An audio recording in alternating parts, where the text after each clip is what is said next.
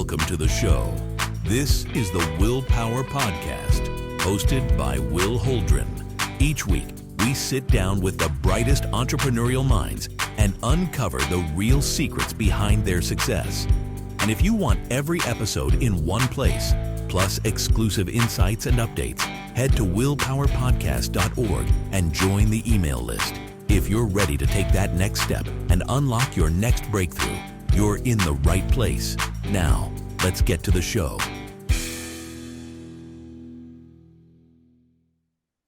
How are we doing, everyone? My name is Will Holdren. I am the host of the WillPower Podcast. Today, we have an awesome entrepreneur, and his name is Todd Dexheimer. And Todd is the principal of Endurus Capital and VitaCare Living, which he started back in 2008. On top of that, he's sold and bought over $550 million of multifamily, senior housing, and commercial real estate, which is an astounding number and an awesome accomplishment. And on top of that, he's also completed over 100 flips, including a ski resort. So excited to dive into that. And he currently has over 3,500 units and focuses on teaching others how to really do the same in real estate. So absolutely honored to have him on today. So with that being said, Todd, thank you so much for joining me. Yeah, Will, I appreciate you having me on the show. Looking forward to it. I appreciate you. You have quite the resume. We talk a lot about real estate, so I'm excited to see how you got to where you are today. But before we jump into that, a question that I ask all of my guests, which is one, what makes you want to take time out of your busy day to hop on podcasts like these? Yeah, it's a good question. Sometimes you scratch your head a little bit. Now, look, I first of all, I love teaching. It's always been a passion of mine. I actually started out my career was a high school teacher. Okay. So I used to be a high school teacher. Now I just teach entrepreneurs and people that want to learn. So, look, people who listen to this are excited about learning new things. And that's how I got my start, is just learning from other people. So why not give back that way? And of course, on the selfish side, look, we always are raising money, so we're looking for investors. We're always trying to buy deals, so we're looking for deals. We always are trying to build relationships, so we're looking for relationships. So podcasts do help that as well. Yeah, I love all of that. And it's pretty amazing. Started out as a teacher and now you're a real estate mogul. So kind of walk me through, how did that transition occur, and really what made you want to get started in real estate? Yeah, I liked teaching. It was fun, but all the other stuff around it wasn't so fun. All the admin stuff and just a lot of BS around it. So fairly quickly, I realized teaching wasn't probably going to be the rest of my life type of career. And so I started looking for other things to do. And I've always been pretty entrepreneurial. As a kid, I had a shipping crate company with my brother. My brother was the head of it because he was 2 years older than me, so he was really in charge. But I took it over from him eventually, and so we were building shipping crates. And I always had a lawn mowing business with one of my friends, and just always pretty entrepreneurial minded. And so real estate really just struck a chord with me. I did construction through the summers to pay for college. And then even after college, as a teacher, you're just not making that much money. So I did construction to help supplement the income a little bit. And I enjoyed it, of course. But so it just meshed. And when I started, honestly, it was my wife took a job. We were living in St. Cloud, which is a city about an hour and change north west of where she took a job in the Twin Cities. And I'm sitting here kind of bored. We just got married. I'm bored. She's not around. So I'm reading books and doing stuff. And I'm really getting into these business books. And then I struck onto a real estate book. And I'm like, this is what I want to do. This is what I actually want to do the rest of my life. So it was like that simple. And that was 2007 leading into 2008. Yeah, it's amazing what one book can do, right? We always tell people, make sure you're out there learning what's available, because another book, you just don't know what's out there. It is. Books are amazing. Look, a book is like a mentor in a box, right? It's so it's so cool. Like books are so amazing to me. So Yeah, yeah. So what were the other, business opportunities you were kind of reading about at that time, and why did you decide on real estate? Because, I'm venturing into real estate. A lot of people I know are involved in real estate, and obviously you and I know that on paper there's a lot of great tax strategies that come with it. There's a lot of other great business benefits you can also get on the back end, like appreciation, debt pay yeah. down, a whole lot of positive things that come out of that. So what really made you focus on real estate and not, for instance, like a service-based business or some kind of technology-based business? Um, I think what really led me to real estate, it was super tangible. Like I could see it, feel it, touch it. Like I just felt like I understood it. It felt like it was simple to me. Um, Yeah. and although I like to take risks, I'm also a pretty conservative type of guy, and it felt pretty conservative. It was already there. I'm already buying a building. I haven't been a developer, and there's probably a reason for that. Like I see the building that's in front of me, and I'm like, okay, I can see this. I understand the numbers, and this thing seems like it works. So it just felt like a very easy to process and understand type of business, and it's something that's needed all the time. I'm like, oh, I grasp the housing thing. Like people need a place to live. Like, yeah, that's not going away anytime soon. Like we might end up shopping online for everything, which I quite frankly don't think that's going to happen either. But we would, that you could see, although that's a possibility. Could everybody work from home? Potentially, like, okay, office, right? Yeah. Could technology replace a lot of different businesses? Yeah, like look at what we're seeing and hearing with AI, right? So I can see a lot of these things as being, oh man, I mean, yeah, it's great right now, but is it great in the future? My wife came from the printing and industry. Like, who does print on paper anymore? Yeah. Right. I mean, certainly it happens, right? But it's an industry that's changed massively. But Yeah. people need a place to live. Like, Yep. just not going to live nowhere.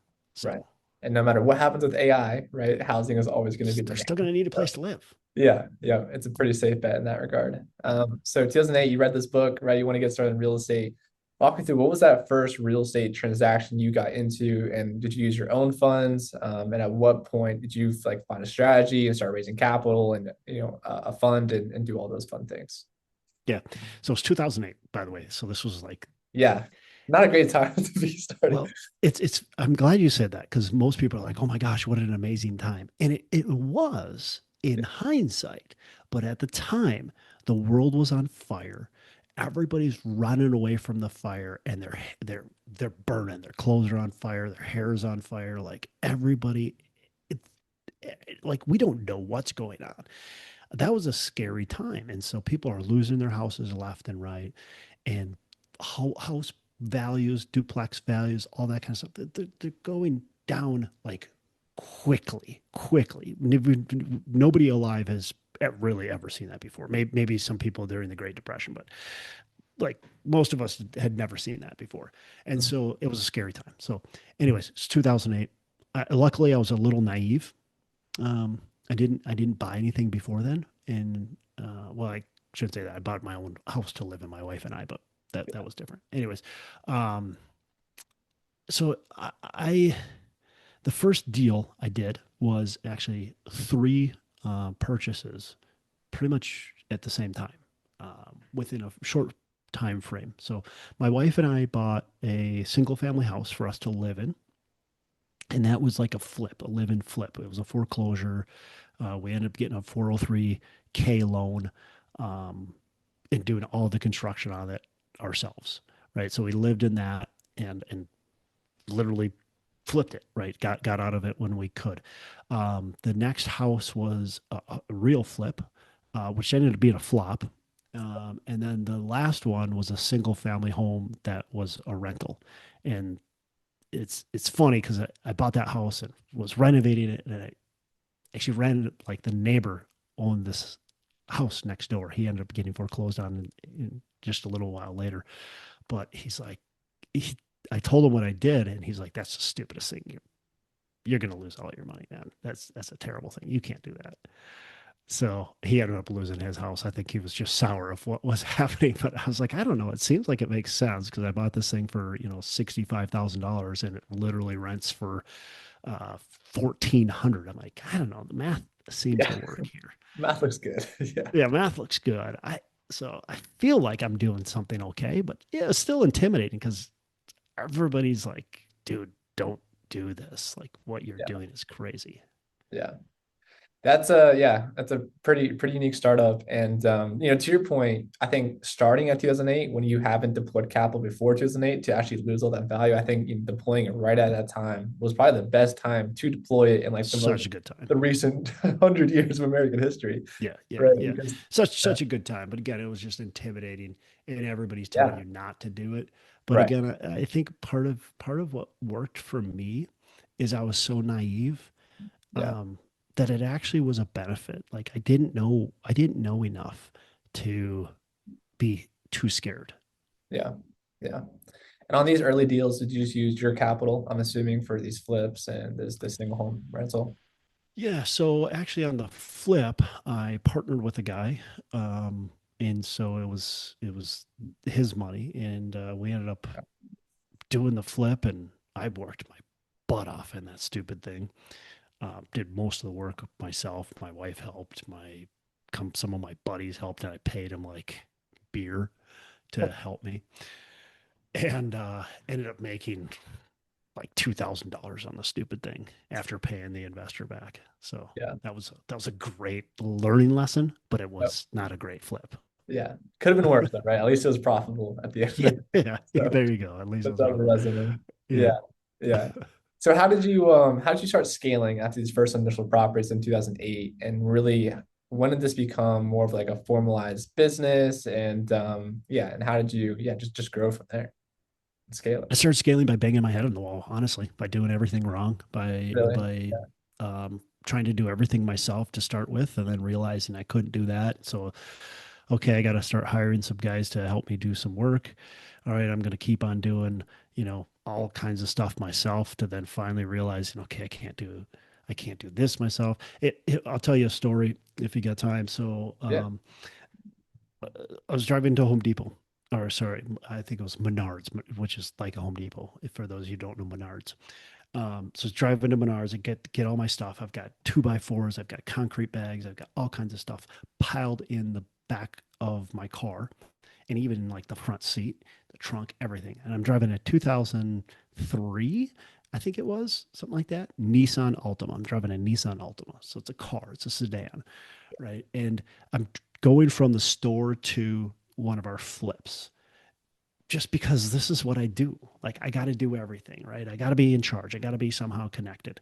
So I'm got all this stupid crap in my vehicle and I hit a railroad track bed and my car just goes and I'm going like it's literally like driving at like a 45-degree angle. Okay, maybe not quite that, but Oh, it's like yeah. the back end is like dragging on the ground with the struts and the shocks go up, completely go out, and I limp in to this service station, which was luckily like a block away from the railroad tracks. Oh So I man. limp into the service station and I can't remember exactly the bill total, but call it $6,000 later. Finally, I get my car back 2 weeks after that, after they fix it all. I got my car back and I'm like, there's got to be a different way.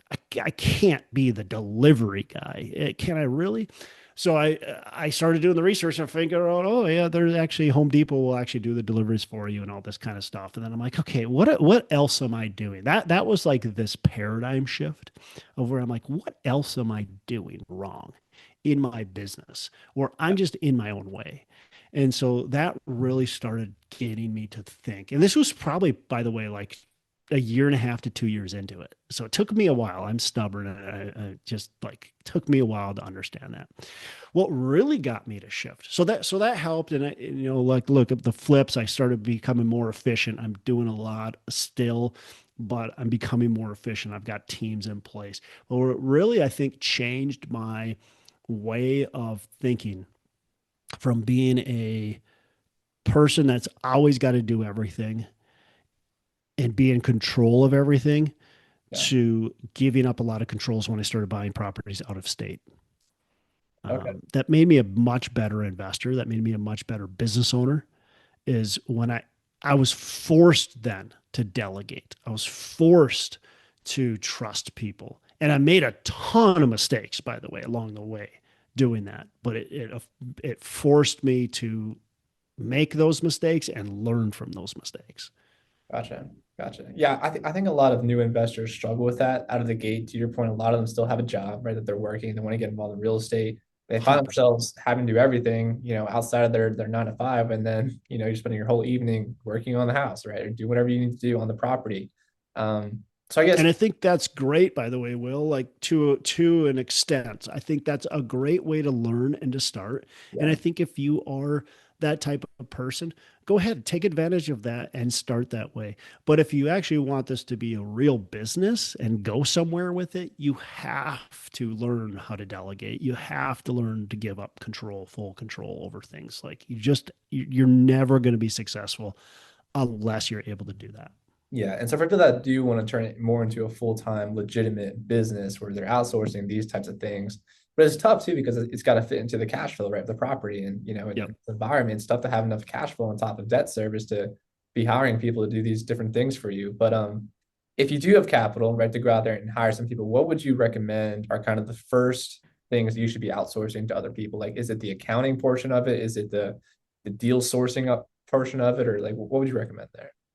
Yeah, that's a hard question to answer, honestly, because I Yeah. think it's very dependent on the person. So I think what's really important is to understand what you look at yourself and go, what am I good at? What do I like doing? And what's going to make me the most amount of money? Okay. So you might be really good at doing the construction of the property, but is that really going to make you the most amount of money? And can you scale and grow if you're the guy or gal swinging the hammer, so to speak, every single day?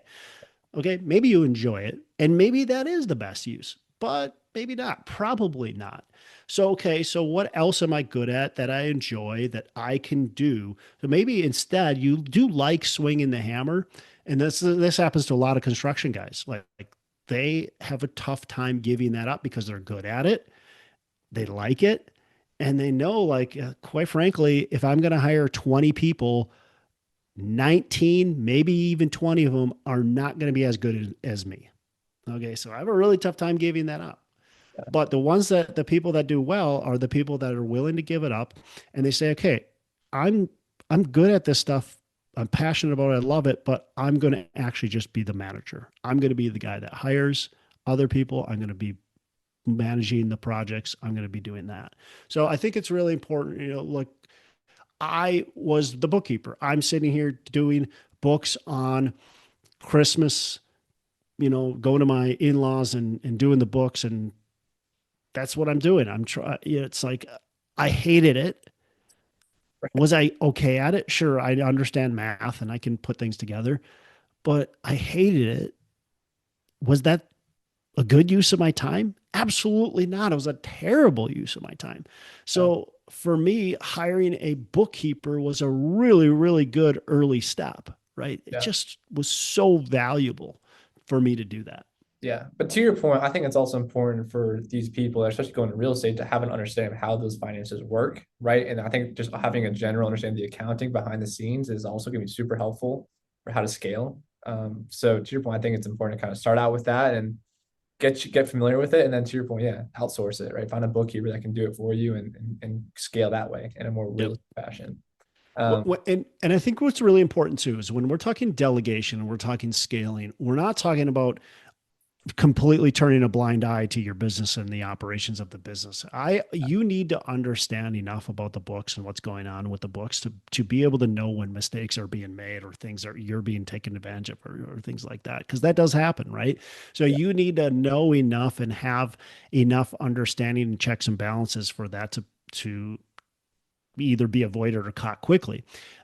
Same thing with the construction, same thing with the acquisitions, same thing with every aspect of the business. You need to be at least aware of what's going on and understand the business and how it's working um, yeah, in order to delegate properly. I yeah. think that's really important. Yeah.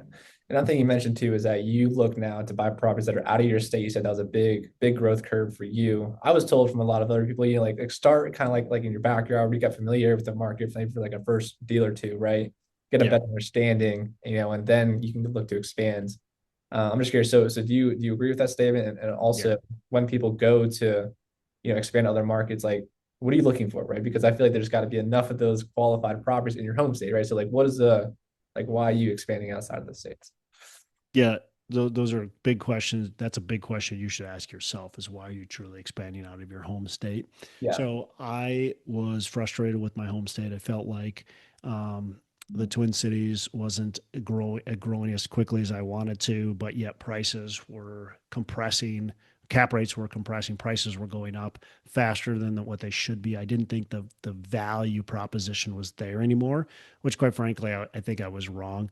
But that was my philosophy at the time. And so I started looking for different locations to invest in. Yeah. In reality, you should not invest out of state unless you um, can truly scale out of state and Yeah.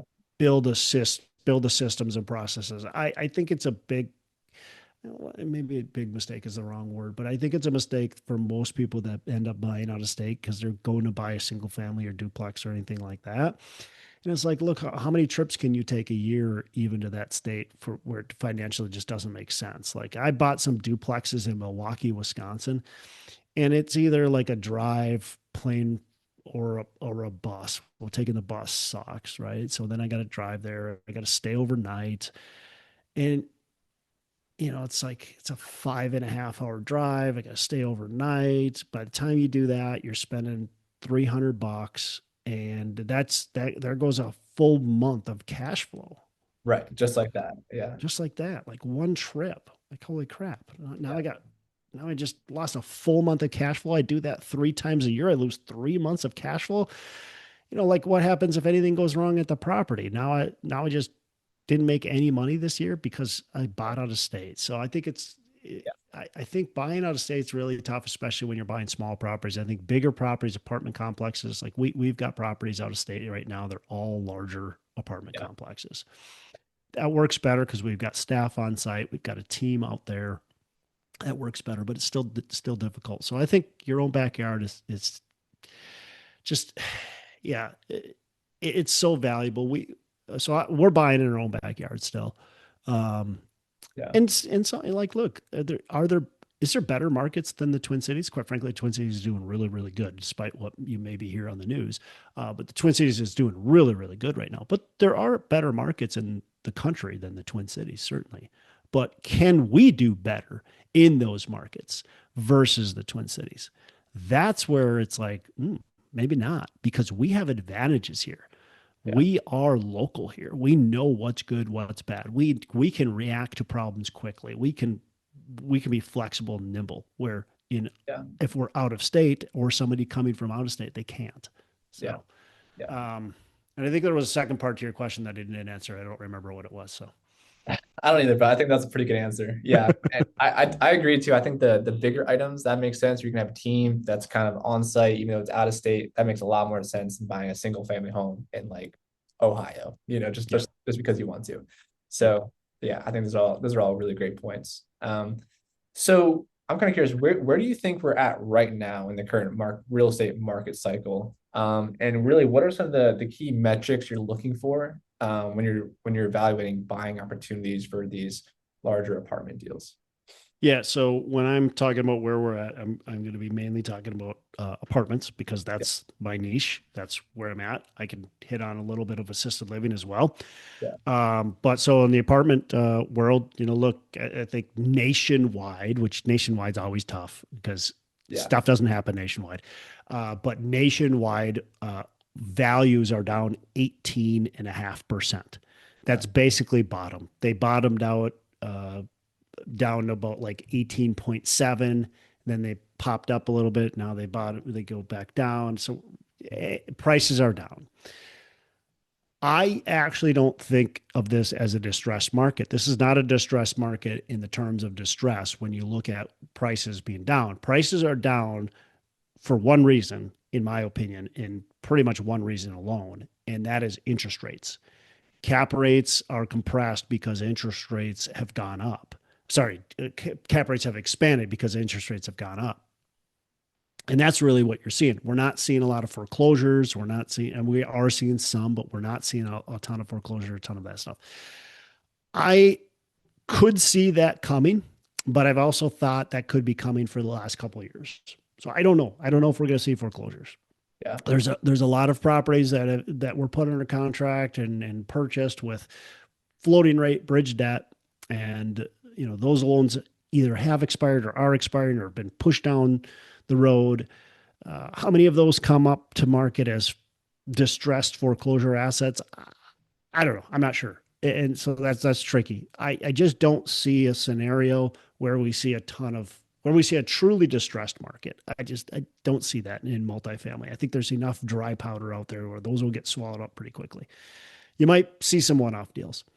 Beyond that, I think we're going to see, this is my own personal opinion, a period of time where we're going to see just slow growth. I don't feel like we're entering a boom market in multifamily or even commercial real estate. I think the next 5 years are going to be defined by quality operations, not by who can buy something, sneeze on it, and sell it for more money than they bought it for. I think the only way you're going to sell something for more than what you bought it for, substantially more, I'm not talking like, 2% more, is if you truly do good operations, if you truly increase the NOI by decreasing expenses, by tightening the belt on the property, or you do a good true value add, which is increasingly more difficult to do a good value add project that truly makes sense.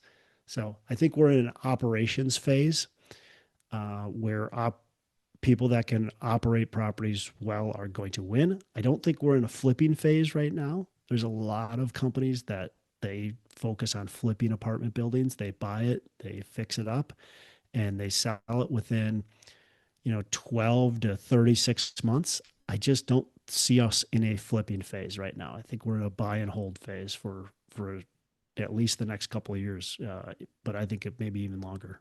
Yeah, no, I would agree with the statement. I think we've come across the bottom of the real estate market recently with how high interest rates were, and they were coming down a little bit now. So to your point, I think that's benefiting it, the supply that's out there as well. But yeah, I think that the next few years are going to look good and hopefully, just increase slowly. But either way, there's opportunities in any market, whether it's bottom or top of the market. So it shouldn't deter anyone from just going out there looking for deals and making things happen at the end of the day. I think if you're out there buying or out there looking, you just got to be smart and think about the fundamentals.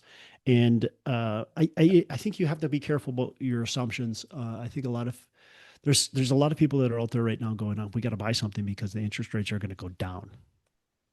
Are they? Are you sure? And why are they going to go down? I'm not so sure they're going to go down. Right. Can they go up? Why not? Right.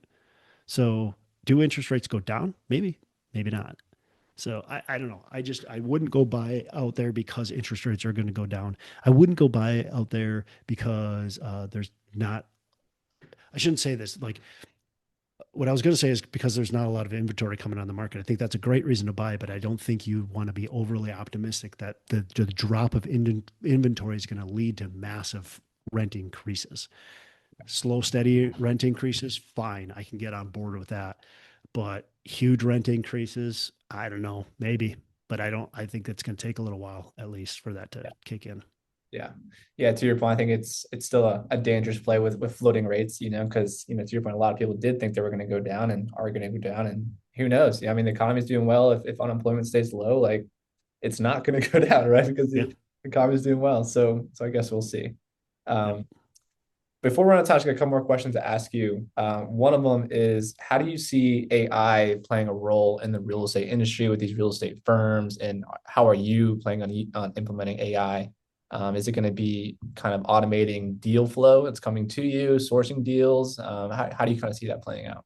Yeah, I certainly think there's a lot of automating on the acquisition side, as far as underwriting, as far as sourcing deal flow, all that kind of stuff. There's a company out there right now called Needle. They're trying to disrupt the broker industry, make it easier to find off market deals. So I think all that kind of stuff is going to still be available, but I still think real estate's a relationship business. I don't think that's ever going to go away. Yeah. On the operations side, certainly helps us with a lot of resident communication, right? It really allows us to, I mean, have full-time agents, right? 24/7 answering the phones. It's an AI agent, but it's an agent. Somebody answering the phones, and they're getting better and better, and they're getting more personable, which Yeah. feels weird, like to say that, but that's just how it is. So I think just the communication and the process with the residents is AI is really, really valuable. And then, of course, on the counting, the bookkeeping end, AI is has been a game changer on our assisted living. I'll give you a great example of we're implementing AI. Right now, there's a system out there. It creates like kind of almost a cartoon type um, person, but it's the actual resident, and so you can see the resident stand up, sit down.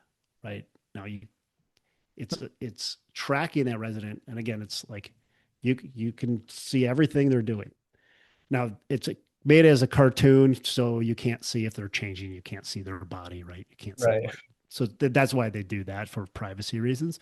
Yeah. But it's really helpful because we can tell if somebody slipped and falls. We can tell if somebody's getting up out of bed too often, or they're not getting out of bed.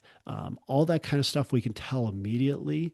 Yeah. In this system, actually tracks what it does is it tracks habits of these people and in what they're doing, and then it'll tell us when those habits are out of whack.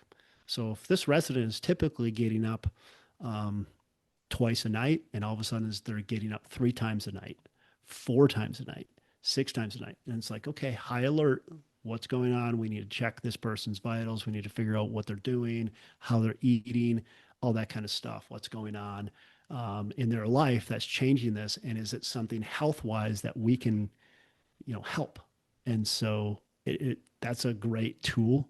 And I think that's just going to, that type of stuff is going to continue to disrupt the industry. But again, it's still a people industry, even assisted living, no matter what, multifamily, no matter what, still a people industry. People want contact with people. And I actually think people are going to want more contact. They're going to desire the contact more as companies try to have contact less. Right. Yeah. Sometimes you just want to talk to a person at the end of the day. Yeah. Yeah. So I feel that. But yeah, it's gonna be interesting how AI is really gonna play out. And what's interesting to me is, you look at like how long it takes some of these revolutionary changes like AI or like the internet to really take hold. And on average, it's about 10 years, right? And so ChatGPT, for instance, has been around for 3 years. So we're kind of very much Yeah. in the early Wow. stages. And so learning how to implement it now, I think once it, gets a much better over time, I think it'll be a huge, huge leg up on a lot of competition that's not using it. I think I just like my investor reports now. We update we send investor reports out every month, but up every quarter we update what's going on in the markets, and overall in the nationwide. And I actually rely a lot on ChatGPT and AI to help me Right. find all the data and give me a rundown and help me create that. So that's so valuable. And it's like, Yeah. yeah, do I have to make sure the data is accurate? Yeah, absolutely. You still have to check that. But AI did 90% of the work for me. Now I just finish it up. Yeah. Yep. Just fine tuning it a little bit and changing. Yeah. Yeah, exactly. Yeah, well, I really appreciate you jumping on here and sharing a lot of great knowledge.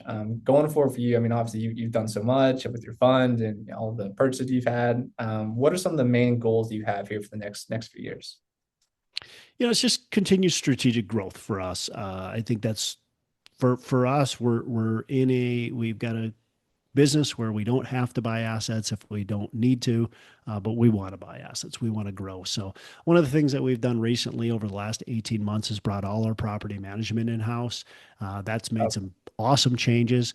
We've increased our average occupancy by 6%. We increased our NOI by 44%. So bringing that in-house has been super valuable. We're going to continue to build that out, grow that, provide better services to our residents, and then potentially bring some more aspects of the business in-house, build that out too, and maybe depending on kind of what we feel fits in our company, start to provide some third-party services. We'll see where that grows too. But yeah, just overall, just kind of growth, just continue to grow, buy properties that make sense, that are good for long-term cash flow, but also appreciation as well, and serve our investors. So it's kind of where we're at. Yeah, that's exciting. Well, it'll be a fun few next years. It will be. Yeah. I'm excited. I think, I think as far as real estate goes, I think we are in a time where the future is pretty bright. Again, it's still going to be the operators that are going to win, but I think that we're in a really good time. And the deals that we've bought since 2024 are really good performing deals. And so just excited about kind of those deals and the future deals that'll come to us, and where we're at in the market, and what we're going to be able to achieve. I think these next, handful of years are going to be really awesome years to be involved in real estate. Yeah, I agree wholeheartedly. With that said, is there anything else that you would like to say? And if people want to reach out to you, what is the best way for them to contact you? Last thing I will say to people is, look, you got to take risks. You got to get over your fears and take action. Though you're never going to get anywhere if you don't do those three things, right? You got to take risks. You got to get over your fears, and you got to take action. You got to pull the trigger. People to get in touch with me, appreciate that. So I've got my own podcast. After you're done listening to this podcast, of course, you can go on to my podcast. It's called Pillars of Wealth Creation. It's on whatever channel you're listening to this on. And then people can reach out to me at enduruscapital.com, ENDURUS capital.com. My first name is Todd, so my email is just todd@enduruscapital.com. Awesome. Also on LinkedIn, probably the best social media platform. Yeah, awesome. All right, guys, definitely reach out to him. With that being said, Todd, thank you so much for joining me today. Absolutely. Take care. If you enjoyed today's episode, make sure to follow the show so you never miss a new release. And if you want all episodes in one place, plus exclusive insights and updates, head over to willpowerpodcast.org and join the email list. Lastly, if you're listening on Spotify or Apple Podcasts, take a quick second to leave a rating. It helps the show grow more than you know. We'll see you in the next one.